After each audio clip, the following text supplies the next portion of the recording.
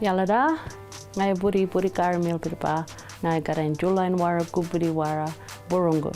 I'm a Gugi Yalanji woman from far north Queensland, and I grew up in Innisfail, in Mamu country.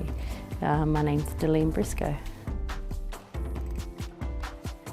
So from the very beginning, I grew up in church. So always, every Sunday, we were performing an item and learning about how to really sing with conviction and in belief of what you're really passionate about. And I was really inspired by some of the singers in my church, and they really encouraged me. So I started songwriting when I was 8, and they used to sing my songs at church, so that was cool. I turned 18 on Thursday Island. My sisters and I were Briscoe sisters. We toured as support act and as backing vocalists for the late Auntie Rita Mills and Tiddas. It was singing Baba Wayar with Tiddas and the Mills sisters and Briscoe sisters. It stays with me, and it has for all these years. That was about 25 years ago now. I learnt that you can't separate culture from your art.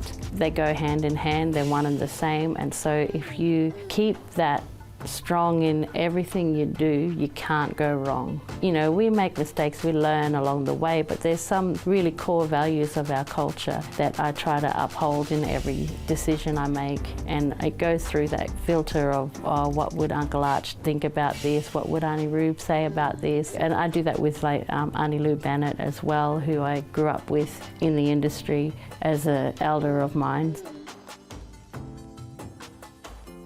For me, receiving this fellowship gives me more of a freedom to explore different pathways in my career now as an artistic director. I have been a musician, composer, performer, and now I've gone into the space of artistic directing, and so with this fellowship it really just gives me that space and freedom to give opportunities to the next generation.